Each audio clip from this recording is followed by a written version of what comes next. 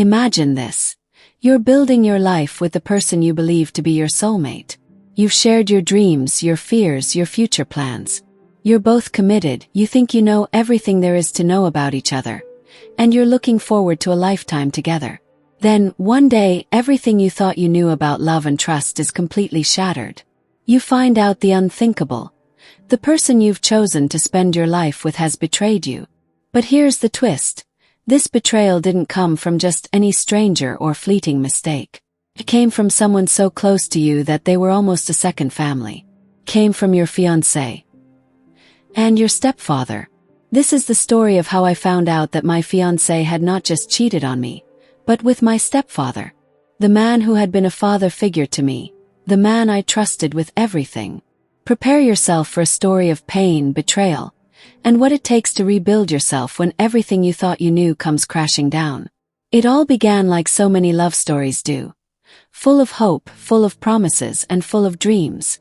I met my fiancé during my time in college. I wasn't looking for a relationship. In fact, I was focused on my studies, my career goals, and just living life. But he came into my life unexpectedly. At first, we were just friends, but quickly, I noticed that we were inseparable. He made me laugh, he made me feel safe, and soon enough I realized I had found someone I could build a future with. We started spending more and more time together, making plans, sharing our hopes and fears. I introduced him to my family, and they loved him. He was polite, respectful, and had this charm about him that made everyone feel at ease. He fit right into my world, and I was proud of it. Our relationship blossomed, and before long we were talking about marriage. It wasn't just talk. Everything seemed like a clear path forward. We even began looking at venues for our wedding, discussing our future home, our life together. There was nothing I could imagine more than being with him for the rest of my life. But then, as the months passed, little things started to bother me. First, I thought they were just small, insignificant things. But looking back, they were signs I should have paid more attention to. His late nights at work became more frequent. His phone constantly buzzed, and he'd become defensive if I ever asked who was texting him. I even overheard snippets of conversations when he thought I wasn't listening. There were moments when I noticed he'd smile in a way that didn't seem quite right, as if he was hiding something. But I kept brushing it off. I wanted to believe that everything was fine. What I didn't realize at the time was that I was living in the comfort of a well-crafted illusion. And it wasn't until later that I realized the betrayal had already started, even before the first red flag. But the real shock came from someone I never expected, my stepfather. The night it all fell apart, I had no idea what was coming.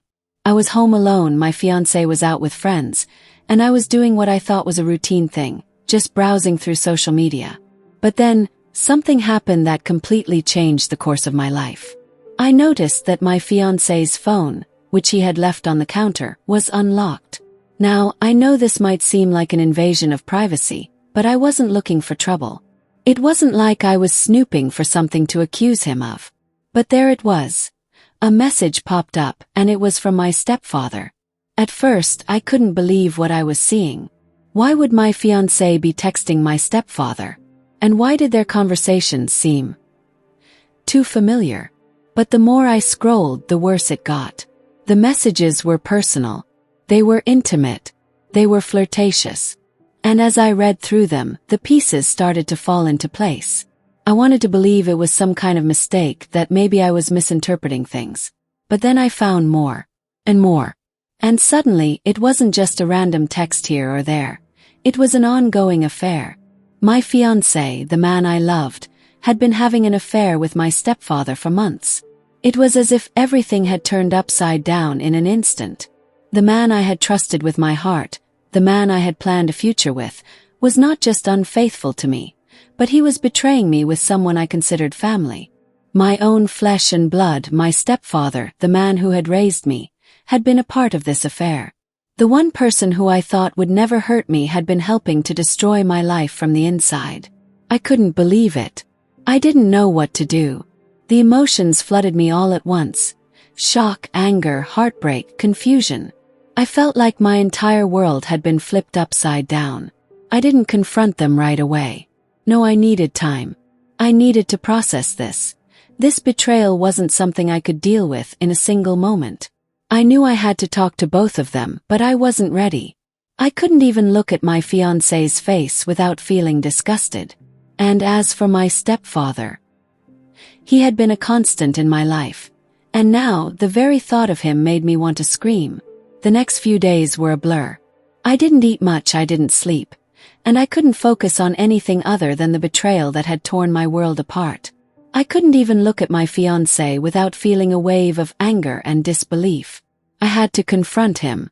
I had to hear it from his mouth to get the truth. When I finally sat him down and demanded answers, he tried to deny it at first. But I didn't need him to admit anything. I had seen the proof, the messages, the lies. At that moment, I felt a sense of detachment from everything. I wasn't the person I had been just days ago. The woman who had been planning a wedding, the woman who had trusted those around her, she was gone. I asked him how he could do this to me. How could he betray me with someone who I had trusted? Someone who had been a father figure to me. His words were weak excuses, but none of them made sense. The truth was, nothing would have made sense. I let him go. I told him it was over. There was no going back. I had been through too much in my life to let someone else's lies define my future. I walked away, not in anger, but in a calm resolve. I didn't need to scream or shout. The pain was enough. The heartache was enough. And as for my stepfather, I cut him out of my life too. It was the hardest decision I've ever made, but it was the right one. The man who had been a father to me, the man I had looked up to, could no longer be a part of my life. There was no forgiveness for what he had done. There was no going back to the way things were.